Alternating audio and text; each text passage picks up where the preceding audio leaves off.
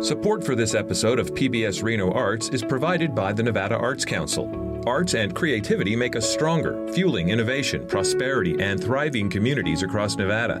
They boost our economy, promote well-being, and enhance education, empowering Nevadans of all ages. The Nevada Arts Council nurtures these essential creative forces.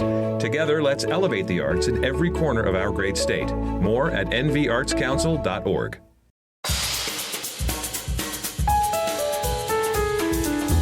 This is PBS Reno Arts. I'm Dave Santina, and with me today, John Trent, Senior Editor of News and Features at the University of Nevada, Reno, and the author of the brand new University of Nevada, I guess you'd call it a retrospective or a history, called The University of Nevada, 1874 to 2024, 150 Years of Inspiring Excellence. And thank you, John, for coming to talk about it.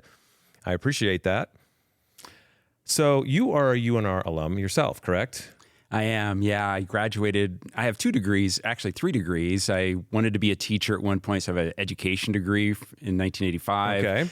Then decided journalism was really what I wanted to do. So got a journalism degree in 87, then got my master's in 2000. Yeah. Very nice. So all from UNR? Yeah. Okay. So you kind of the perfect person to talk about this university and to tell that story in a book form. Now, when I see that you've put this book out, I think 150 years. This is a big responsibility to try to chronicle 150 years of a university. How do you even begin to do that?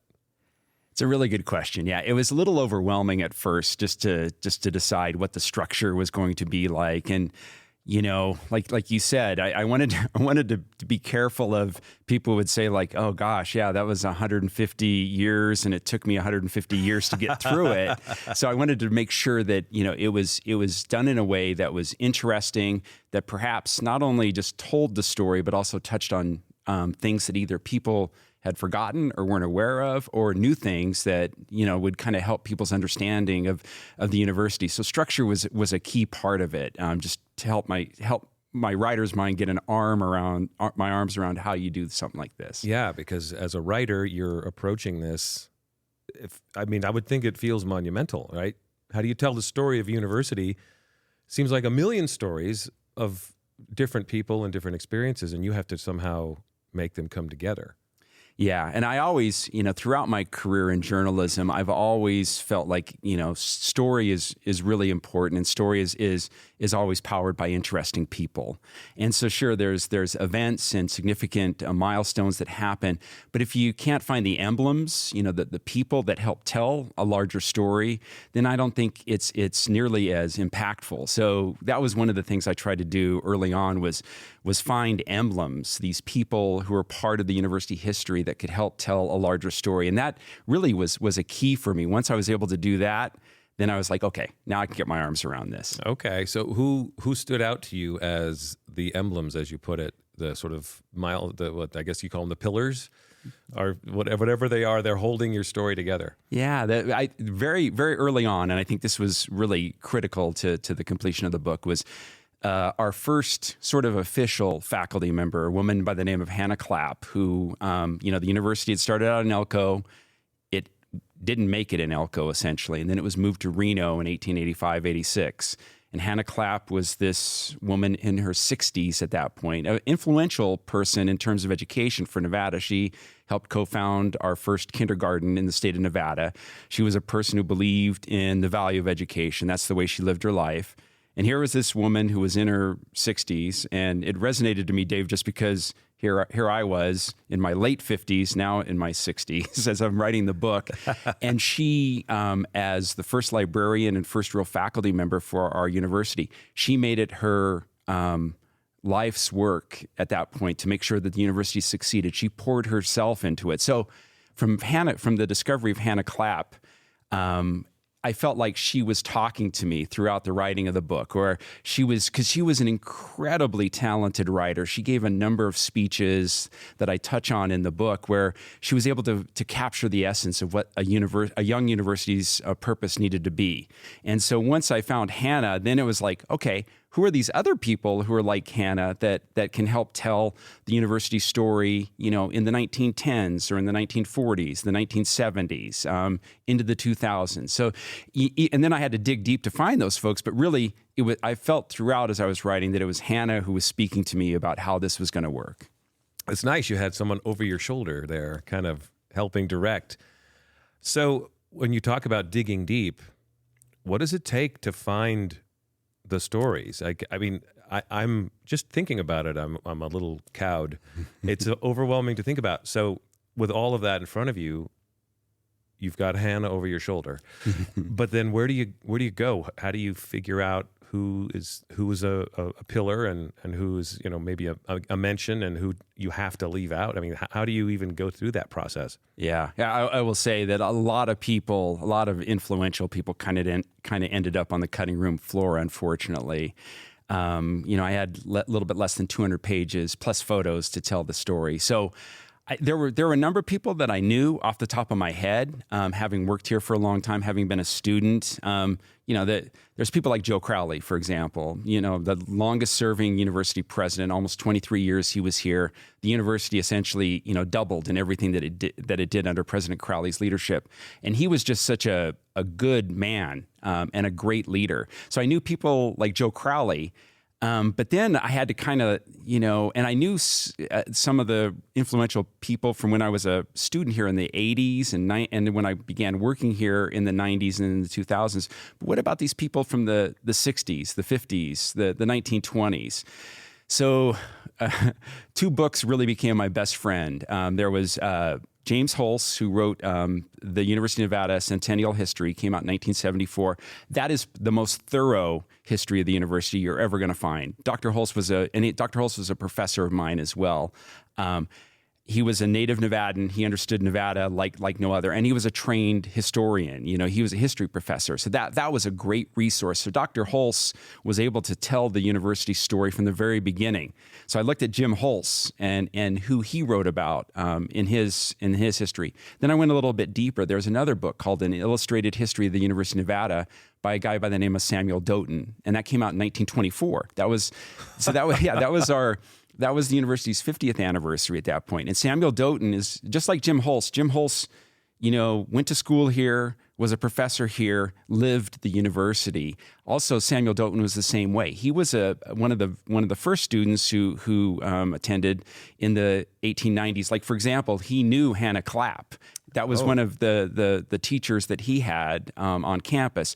And Samuel Doughton eventually became a faculty member, and then he wrote this history as well. So that even took me even deeper into not only just who these people were, but their personalities and what they were like and how they came to embody this university ideal that we live today. So those 2 resources were incredibly important to me. Yeah, and so I think that's an element of history presentations in audio or written or video form that I find to be challenging and very fruitful if you can make them work, which is to bring history to life, make it feel real, because a lot of times it just feels like stories. It could, which to some people are almost the same as fantasies or fiction, when in fact these are the stories of real people. And I think that's an admirable goal, but also probably challenging to write in such a way as to pull that person off the page for the reader and make them a real person. Exactly. I felt like Samuel Doughton in particular, I felt like he was this person who I could look at not only just to find the dates, but more importantly, to find out the essence of the people, the early people from our campus. Because he painted these pictures of these incredible lectures that these young professors were giving to the students of the university in the early 1900s, when again, the university was a great idea, but was it going to succeed? And he was able to really bring, these presentations of professors and the work that they did to life. And then with Dr. Holz too, there were things that I knew about but didn't know a lot about. There was, in the late 1960s, early 1970s, just like throughout the entire country, activism in student bodies throughout campuses in the country was a big deal. And Dr. Holz was a professor during that time, and there were a couple of protests on our campus that were important in the history of our university. And come to find out, after not only looking at Dr. Holz's book, but then looking a little deeper in our oral history collection on our campus, and that was another big part of this, is our library, the Knowledge Center, as we call it, was an incredible resource. There's the oral history collection. The dean of our libraries, Catherine Cardwell, was able to be a great partner in this book, where she introduced me to the university archivist, university and community archivist, Laura Rock. And Laura had all these great photos and information that an archivist can only know of, and can say, here's the stuff, but here's the really good stuff that you need to find. And so for in the oral history, I was able to find from Dr. Holz, he had given an oral history about his involvement in some of these campus protests, how he was a peacemaker. And I was able to bring some of that into it, where you're able to not only say that this event happened on campus, but here was the unrest, and here were the campus members who came forward to say, hey, let's not attack each other. Let's try to solve these problems calmly and not have violence break out on campus. I didn't even know that about Professor Holz until I was able to dig a little bit deeper into that. Wow, that's incredible. And so that makes me think of a question involving the direction, if any, that you were given at the beginning of this process. And did you ever feel like you needed to steer clear of any particular subjects, or any kind of, if there was any negative content that you discovered along the way, that were you allowed to incorporate anything and everything, or did you have any kind of oversight? It's a great question. So, the genesis of this book was really, the university was coming up on its 150th anniversary about a year and a half ago, and there was a sesquicentennial committee that I was a part of. And so it was ideas about how to make this our 150th anniversary a big deal. And so there were a number of great ideas. And I remember there was a meeting in President Brian Sandoval's office, the university president. And I've known President Sandoval for a long time. When he was a student here on campus, I was a student here on campus. So our lives have kind of intersected at various points. And President Sandoval said, John, you ought to write a 150-year history of the university. And so that's where it really came about. And I was like, okay, What did you think? What did you think in the moment when he said that? President Sandoval, and also as governor of Nevada, is a very enthusiastic person. And you really love his optimism and his enthusiasm. But at the moment, I kind of thought to myself, oh, my goodness, what are you asking me to do? But I've always been a writer who enjoys trying to include history in whatever I do. And so I took it as a challenge to say, how would this look, and how could I pull this off? So from that moment, once he suggested that, I was kind of all in, and I didn't know how it was going to look. I didn't know how it was going to turn out, but I thought, okay, I'm going to do this. And to President Sandoval's credit and the administration's credit, there were no real limitations on me in terms of editorial content. And I found, and again, there's always parallels in history. In reading the foreword of Dr. Holz's book from 1974, Dr. Holz mentioned the same thing.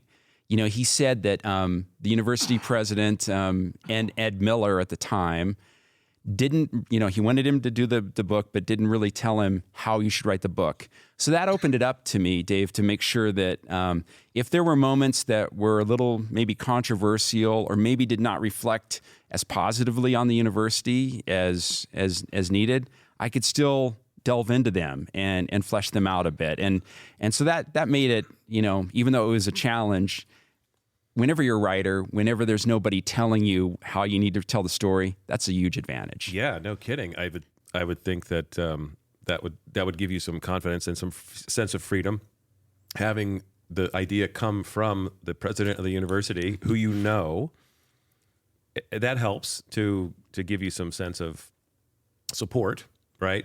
And so then you take it on. When did you start this, and how long did it take to put it together? Gosh. So about a year and a half ago was the idea, and then I had to put together a book. There was no publisher at the time, and I felt it was really important. I mean, the university, we could have used some funds publish it ourselves. But I think it's important to have a publisher out there that has some sort of footing in the publishing world. And we have no better publisher and press than the University of Nevada Press, which has been on our campus, since the early 1960s, when the great Robert Laxalt, the great writer Robert Laxalt, founded it. So I sent a proposal to the director of the University of Nevada Press, Joanne Banducci, who from the very beginning was incredibly supportive of it. They vetted the proposal, and they have an editorial board that looks at all the proposals that they receive, and they gave it some serious muster, and she gave the okay. And so having this really distinguished academic press behind it, helped out quite a bit. So that was once I knew that the publisher was in place, then we set deadlines. I worked with a wonderful editor named Curtis Vickers, who's been on campus here for many years. We set up a production schedule, and I basically had about 4 months. Whoa! to research, write, and then get the manuscript to Curtis. Wow, that seems really short when you're talking about this much material. Yeah. Oh, impressive. Also, I would have thought, and this is me being ignorant, that University of Nevada Press would automatically accept a book about the University of Nevada, written by the University of Nevada staff, alum, but you actually needed to propose it and have it approved. Yeah. Yeah. And that was, again, I think a really important piece of this. And yeah, it was a lot to research and write. And then, once we came up with the manuscript, then sitting down with Laura Rock over in archives, and it's not only just words. It's obviously, I think, a picture book in many ways. There's close to 200 pages and almost 200 photos in it as well. And so matching the photos with the manuscript, Laura was able to look at the manuscript and say, oh yeah, we've got, a photo of James Church, the great, classics professor who created the study of snow science on our campus. I have this photo of Robert Gorrell, who was a great English professor who, along with Charlton Laird, wrote this incredible, modern English handbook, which is a great, book about how to use grammar, and it was used throughout the country. So, she knew that she had these kinds of photos. And then there were other ones like, Laura, can you help me dig a little bit deeper here? Do we have like fun photos of Joe Crowley, who had a great sense of humor, he had a dry sense of humor, but it was a great sense of humor, finding fun photos of Joe Crowley and things like that. And Laura did I can't praise her enough of somebody who took kind of these vague instructions, vague ideas, vague manuscript that I had, and really, really found, the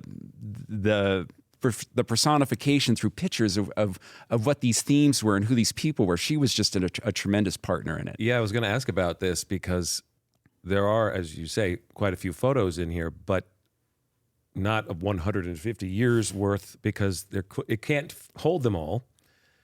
And so having to decide what stays in and what doesn't make it similar to the story element, that's got to be excruciating because I'm sure you had to say goodbye to some pictures that you would have loved to have in there.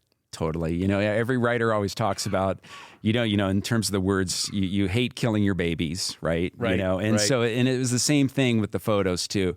There was a space limitation in terms of the word count and then also the page count in terms of how many photos. And we wanted to make sure that there was enough space in the design of the book so the photos could breathe a little bit. I'm not so in love with my words that I feel like that's going to tell the story. Having a really, really great photo and running it large, for example, there, especially in modern times, we have some great color photography.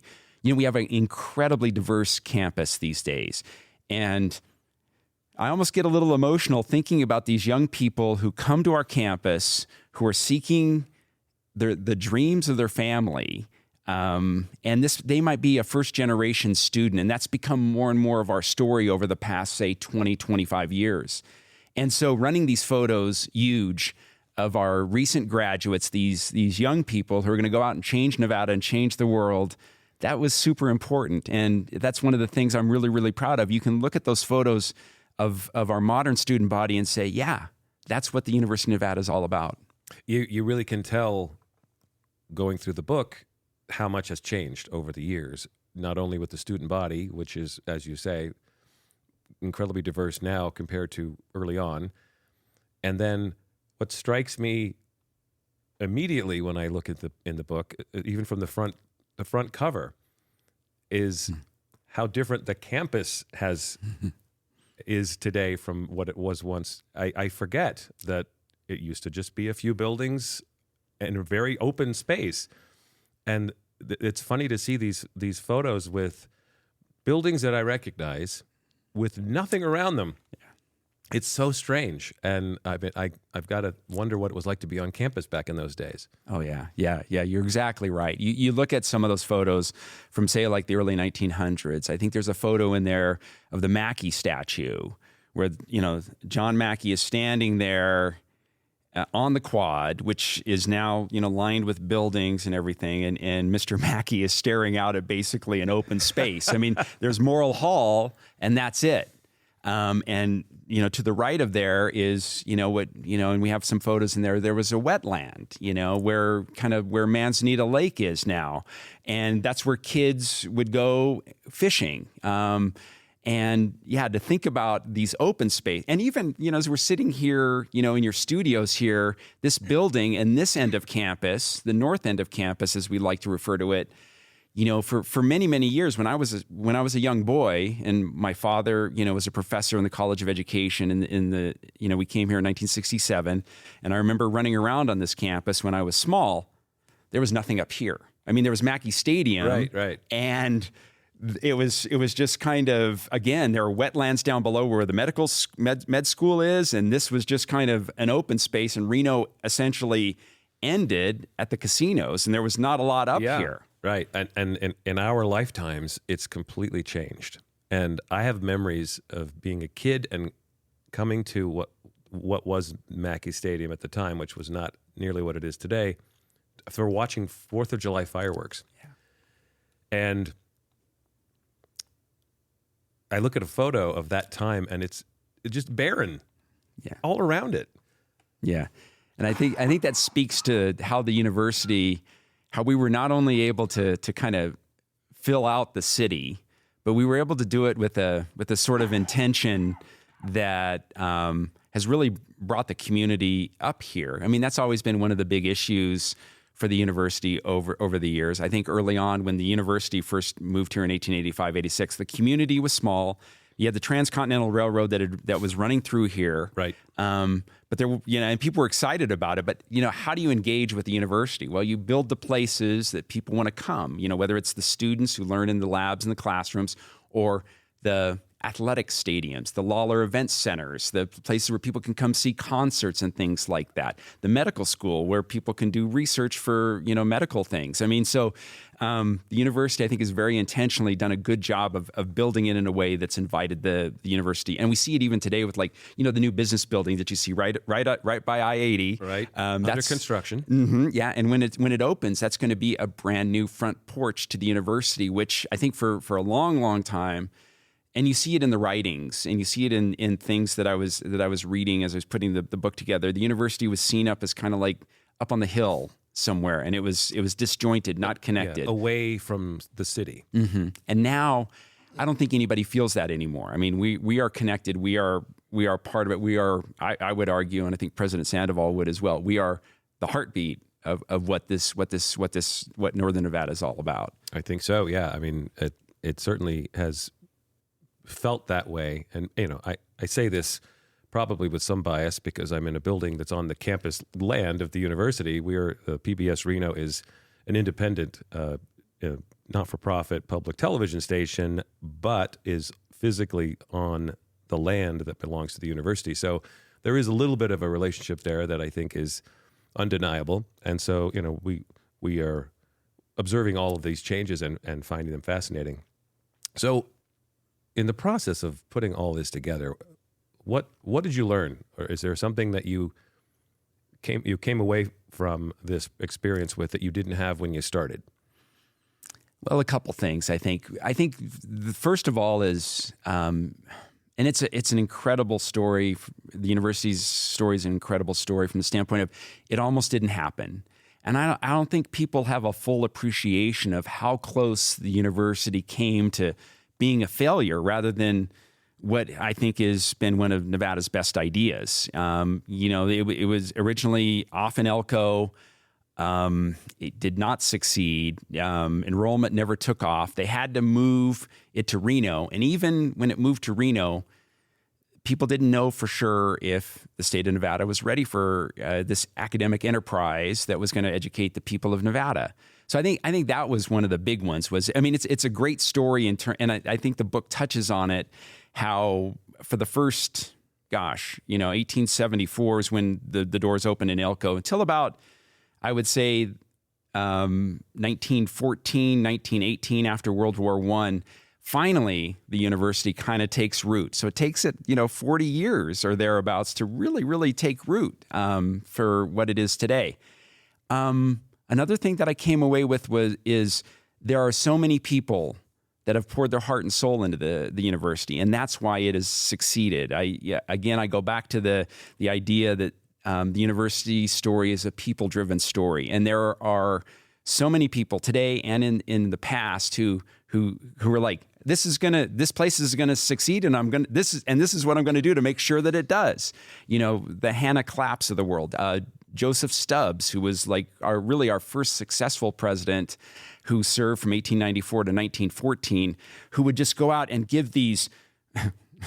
I wonder how great they were, but these long sermons, speeches about the university's value. He traveled all over the state to tell people that this university was going to succeed. And, he died in office. I mean, it was such an overwhelming thing for him, and that he made it, everything that he was about to make sure the university would succeed. And then later on, the Joe Crowleys of the world. So these people that invested their heart and soul into it. And I think finally, and it runs through each one of the sections, the university, we reflect what the nation and what's going on in the nation in every way. We, even though I think early on we might have been up on the hill and a little bit disconnected from everything, once the university took root, whatever was happening in the country, we reflected it. And so if you want to look at a mirror of the United States and Nevada, you look at the history of the University of Nevada, and it's a pretty accurate reflection of what is going on. Sometimes it's good, sometimes it's not so good. And sometimes you have to blink a little bit and say, oh my goodness, I can't believe that it was this difficult for, say, African-American students who were on our campus.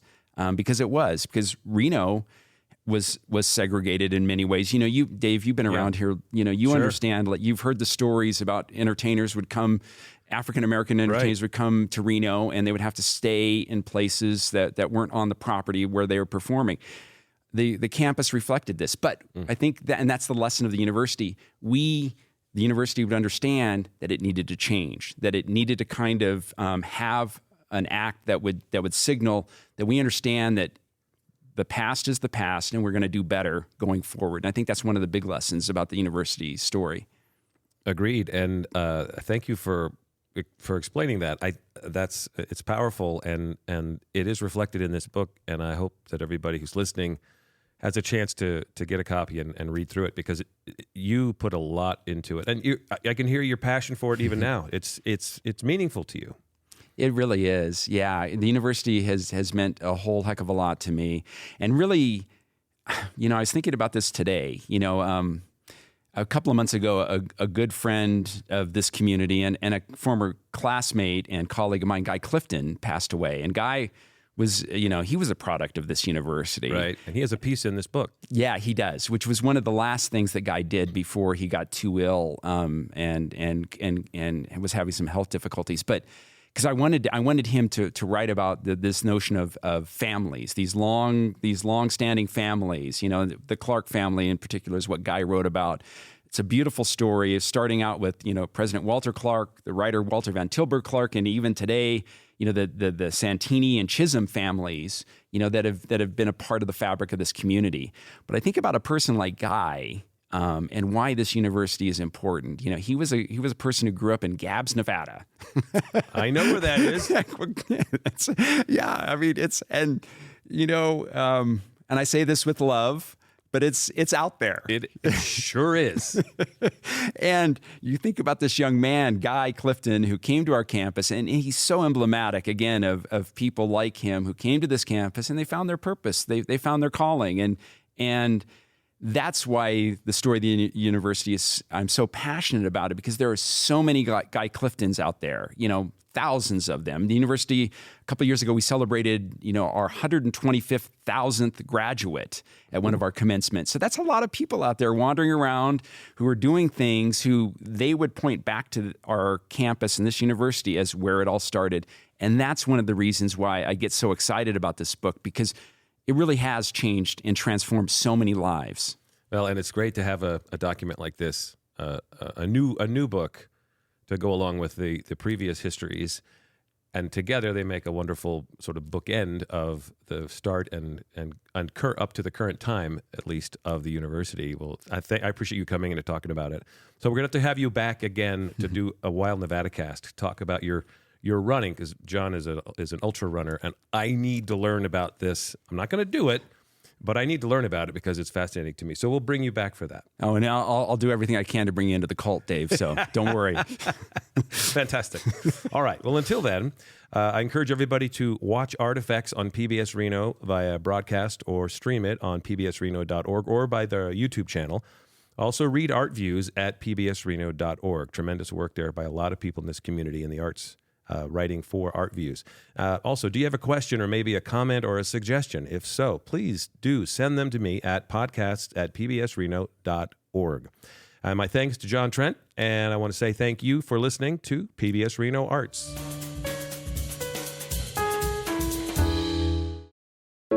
Support for this episode of PBS Reno Arts is provided by the Nevada Arts Council. Arts and creativity make us stronger, fueling innovation, prosperity, and thriving communities across Nevada.